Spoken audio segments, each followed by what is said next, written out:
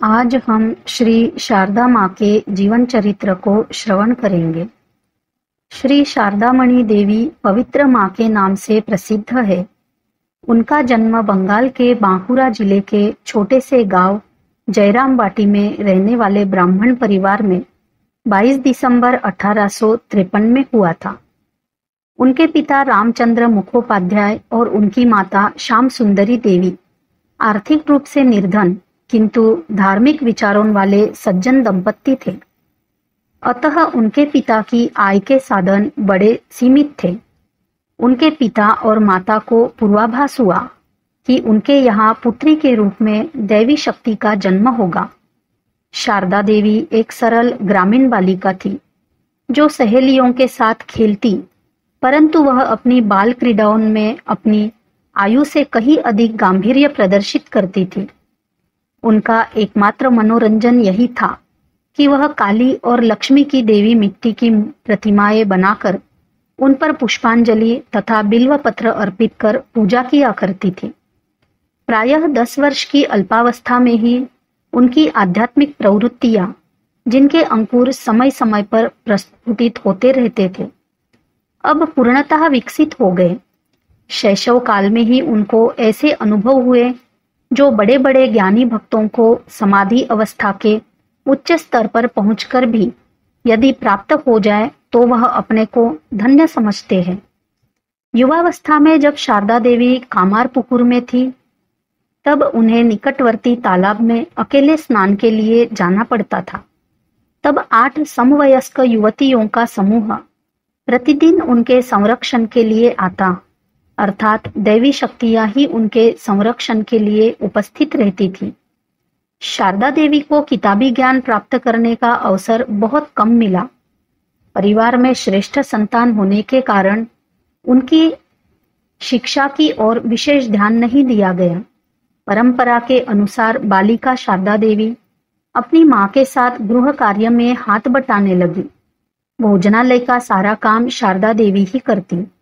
शारदा देवी का विवाह 6 वर्ष की आयु में ही 23 वर्षीय युवक श्री रामकृष्ण परमहंस से हुआ था। उस समय श्री रामकृष्ण दक्षिणेश्वर में कठोर तपस्यारत थे।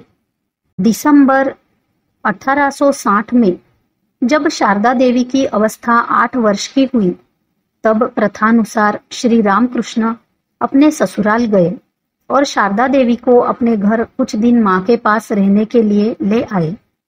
परमहंस के दक्षिणेश्वर लौटने पर वे पुनः अपने माता पिता के पास चली गई। जब उनकी आयु 14 वर्ष की थी, तब 3 मास वे श्री रामकृष्ण जी के साथ रही। श्री रामकृष्ण जी का व्यवहार शारदा देवी के प्रति बड़ा सरल, मधुर और दयालु था। उन्होंने शारदा देवी को सांसारिक और आध्यात्मिक ज्ञान दिया। शारदा देवी श्री रामकृष्ण के संपर्क में बड़ी प्रसन्न रही। उनमें वह उच्च कोटि की भगवत भक्ति, निष्कलंक मन और शरीर की निर्मलता पाती। 18 वर्ष की आयु होने पर शारदा देवी की उत्कंठा श्री रामकृष्ण जी के साथ रहने की बढ़ती गई।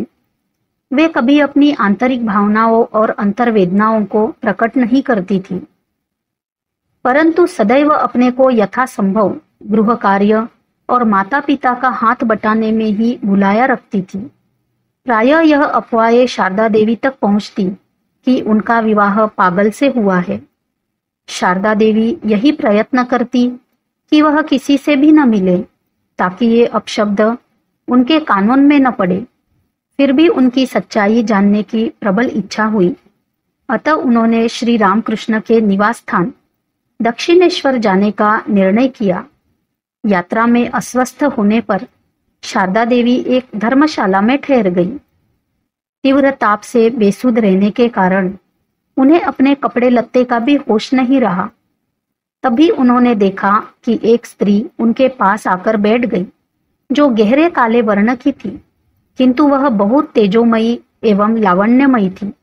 उसने अपने कोमल शीतल करों से उनके सिर को दबाया।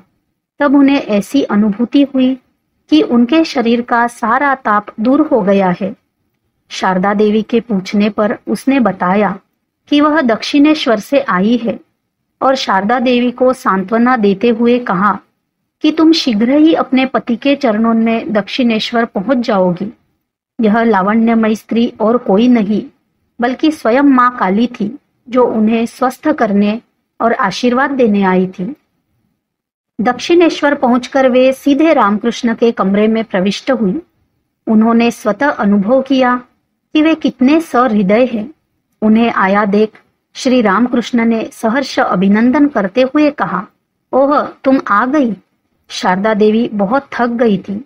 श्री रामकृष्ण ने तत्काल उनके उपचार और देखभाल का प्रबंध किया। शारदा देवी ने श्री रामकृष्ण को स्वयं देखने पर अनुभव किया कि जो अफवाहें फैलाई जा रही थी वह निराधार है। पवित्र माता दक्षिणेश्वर में 1885 तक रही।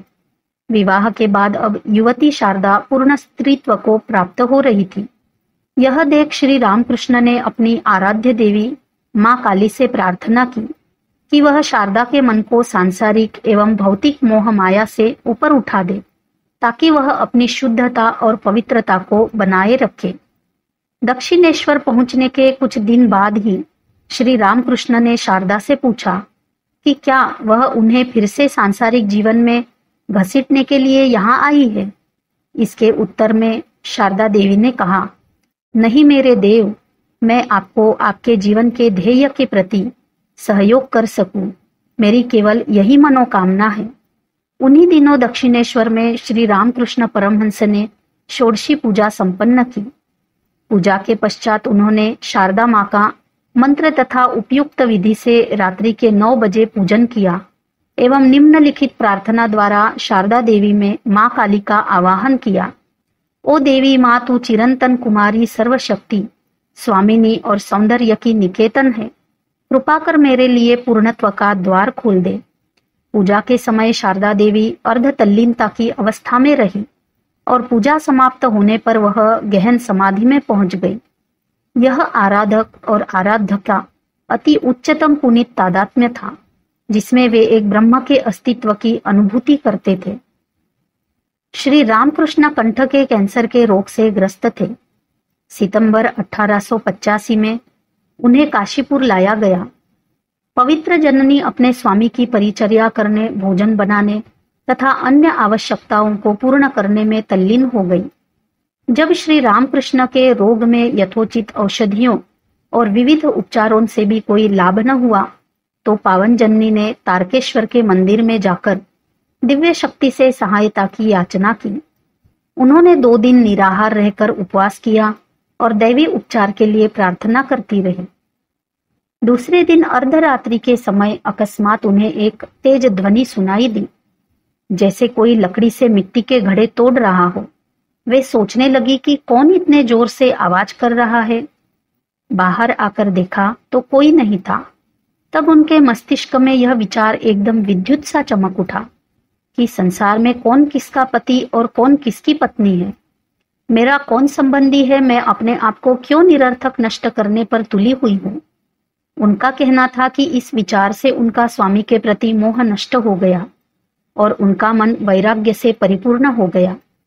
16 अगस्त 1886 को श्री रामकृष्ण परमहंस ने अपनी देह लीला समाप्त की। मां का हृदय शोक और निराशा से पूरित था। अंत्येष्टि क्रिया के बाद जब हिंदू विधवाओं की तरह मां अपने आभूषण उतारने लगी, तो उन्हें एक अनुभूति हुई कि उनके स्वामी प्रत्यक्ष खड़े हैं और कह रहे हैं, यह तुम क्या कर रही हो, मैं तुमसे विलग नहीं हुआ हूं, मुझे केवल एक कमरे से दूसरे कमरे में गया हुआ समझो। इस साक्षात्कार से पवित्र माता को बड़ी सांत्वना मिली। श्री रामकृष्ण के स्वर्गारोहण के 2 सप्ताह बाद पावन जननी ने उत्तर भारत की ओर तीर्थ यात्रा आरंभ की। वृंदावन में पावन जननी की अवस्था अपने प्रियतम कृष्ण के विरह में तड़पती राधा जैसी थी। इस वातावरण में मां की अपने दिव्य आराध्य को पाने की चिर अभिलाषा और तीव्र हो गई। मई 1909 में मां कलकत्ते में रहने चली गई। वहां उनके साथ श्री रामकृष्ण की कुछ शिष्याएं भी आकर ठहरती थी। जनवरी 1919 में पावन जननी जयराम बाटी गई और वहां 1 वर्ष से भी अधिक रही। अंतिम 3 महीनों में मां का स्वास्थ्य बहुत अधिक गिर गया था। दिसंबर 1919 में जब माँ का जन्म दिवस था तब उन्हें काले ज्वर ने घेर लिया। अब माँ की शक्ति क्षीण होने लगी थी, इसलिए स्वामी शारदानंद ने 27 फरवरी 1920 में उन्हें कलकत्ता वापस लाने का प्रबंध किया।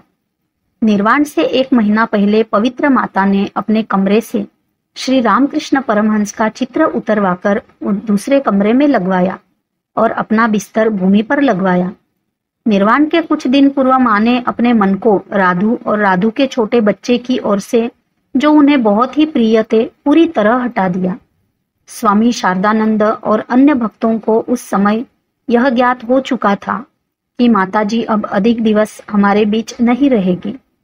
अंतिम क्षणों में माँ ने अपने भक्तों को यह संदेश दिया कि यदि तुम मन की शांति चाहते हो तो दूसरों के दोषों की ओर दृष्टिपात मत करो। अच्छा है कि तुम अपने दोषों को देखो, सारे विश्व को अपना बनाना सीखो। इस संसार में कोई भी पराया नहीं है। अपने जीवन के अंतिम 3 दिनों में वे एकदम शांत थे।